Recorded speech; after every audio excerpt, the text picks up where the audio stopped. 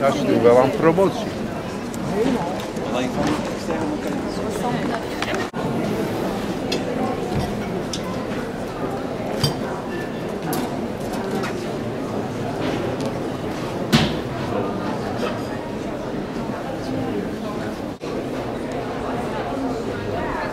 Kijk, ik wil even hier achter.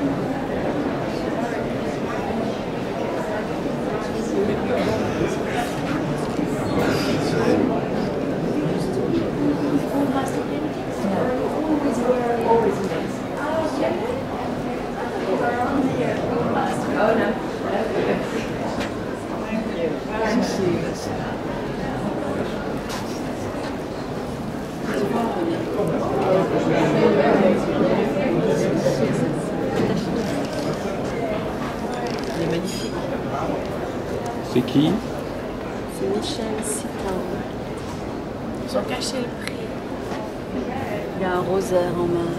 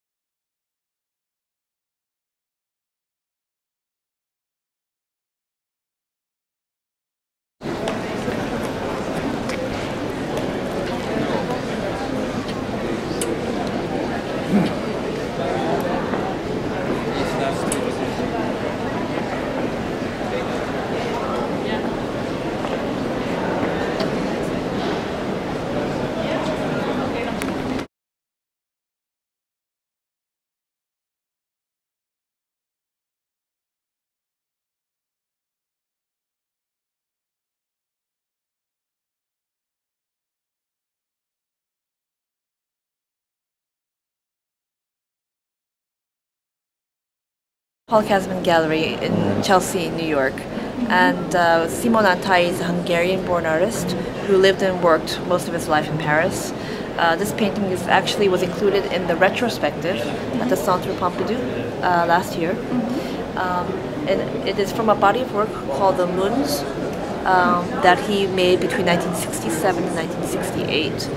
And he was most known for this method of creating compositions by the method of pliage, which means taking the canvas and manipulating whether he folds it and applies the paint directly onto it, or whether he sews the canvas and applies paint to it. So arriving at compositions and abstraction in a very unique method.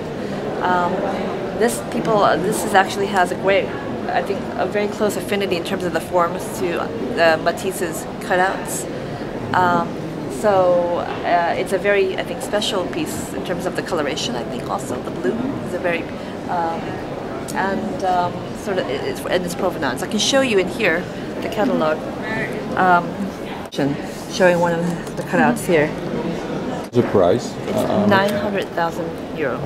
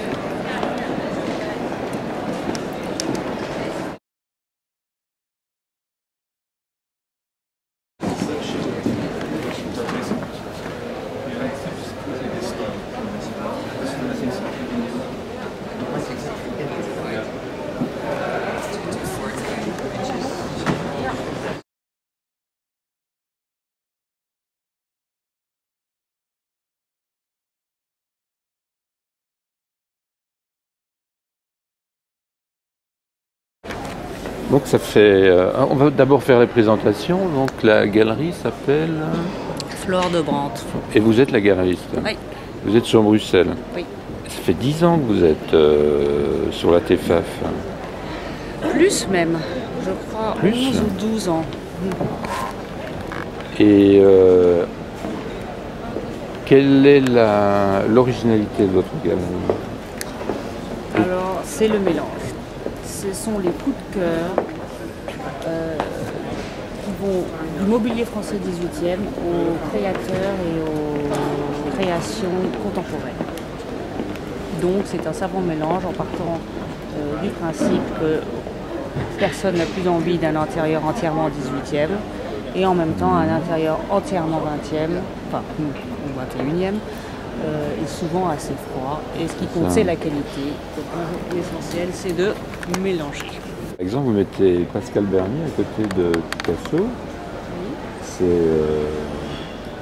C'est un choix heureux ici, finalement. Hein. Pascal Bernier. Et entre Pascal Bernier et Picasso, la porcelaine chinoise 18e, famille rose.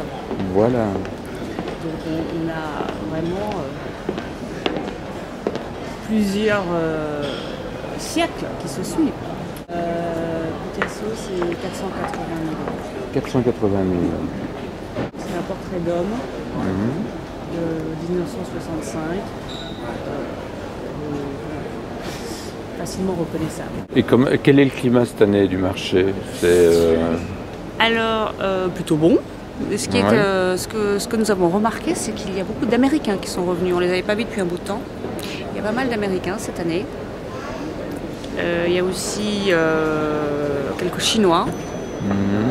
Et non, le climat est plutôt bon. Voilà.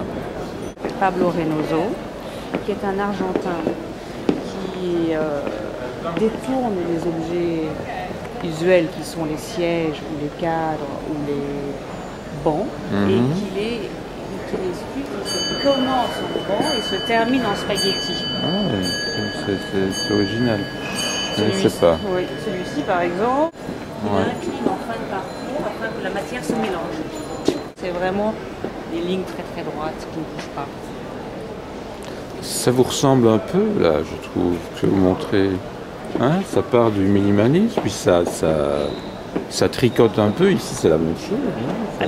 Ça finit par tricoter. Là, oui, c'est ça. Il y a beaucoup de il y a une personnalité. Il y a une personnalité, je trouve, que dans votre coiffure, il y a voilà. Là, c'est mon portrait, cette originalité. Vous vous adaptez non pas au marché, aux valeurs du marché, mais vous vous adaptez à votre personnalité, je trouve. Oui. C'est un peu ça, non? Oui, oui. Bon, il faut quand même que ce soit un plaisir, ce métier. C'est un plaisir. C'est un plaisir. On va penser qu'en chiffres et qu'en pourcentage et qu'en graphique. Ce serait trop triste.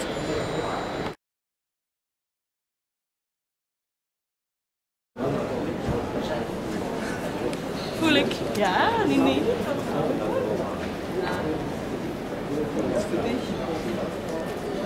Wir haben auch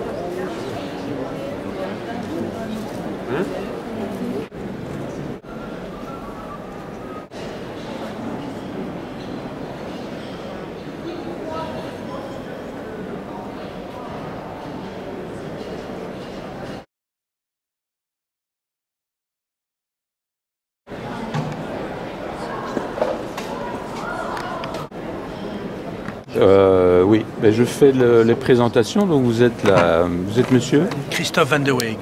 D'accord, vous êtes d'origine belge? Oui. Vous avez une galerie à New York? Ah oui, depuis 25 ans. Depuis 25 ans. Et pourquoi avez-vous opté pour le second marché? Parce que quand j'ai quitté la Belgique, j'ai été donc aux États-Unis pour travailler pour un marchand qui spécialisait dans le marché secondaire à ce moment-là. Et puis moi, mon rôle, c'était de faire le marché secondaire. Alors au niveau du business aujourd'hui, ça fait 7 ans que vous fréquentez la TFAF. Oui.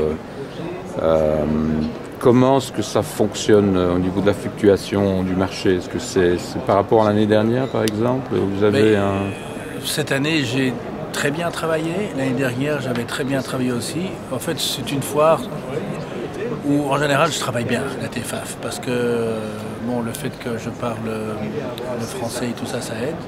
mais c'est une foire sur laquelle je travaille bien et bon, le marché aujourd'hui est très très fort. Ouais. Et donc, il faut y être. Si on n'est pas à la TEFAF... La TEFAF, c'est une foire très importante. Il y a beaucoup, disons, pour moi, la TEFAF, c'est dans les 5 foires les plus importantes au monde. Donc c'est une grande foire, c'est très important d'être ici, si on veut rencontrer des clients. Ici à la TEFAF, il y a des acheteurs qui viennent ici et qui viennent nulle part d'autre, donc c'est une foire très importante. Ouais. Et quelle est votre pièce maîtresse ici dans le Mais écoutez, le je ne sais pas stand? si c'est une pièce maîtresse, mais par exemple, derrière, il y a un Picasso tardif de 1968. Et celle-ci. Oui, et ça c'est un tableau que j'aime bien parce que c'est Picasso en 68, donc à ce moment-là il avait 86 ans et j'aime beaucoup Picasso tardif car Basquiat c'est un de mes artistes favoris et je trouve que Picasso tardif et Basquiat se marient très bien ensemble. Ça vaut combien maintenant? Ce tableau vaut 7 500 000 $. Il y a des clients en Belgique pour ce genre de... ou c'est plutôt international? Il y a des clients, on peut avoir des clients en Belgique ou des clients... Des banques, des institutions? Vous fonctionnez non, là, en général, je vends à des privés. À des privés?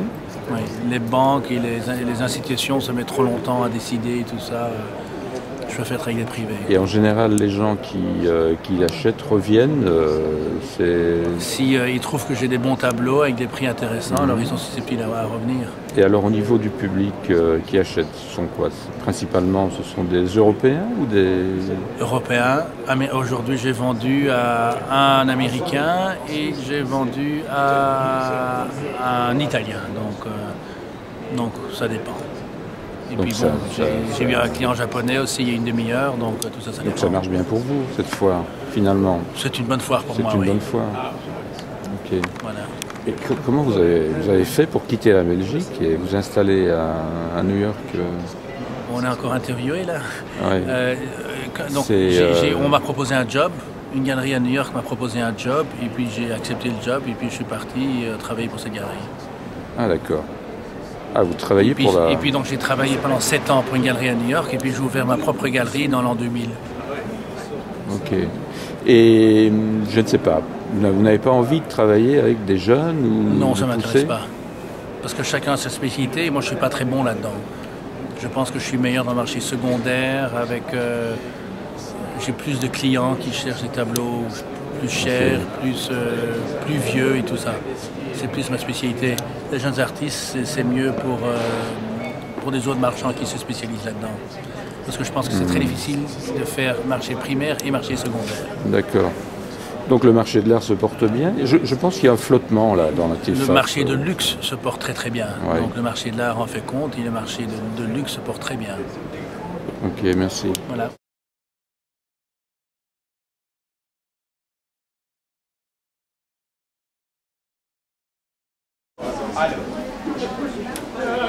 La cosa na giornata sole, n'aria serena dopo la tempesta, che l'aria fresca pareggia la festa, che bella cosa na giornata sole.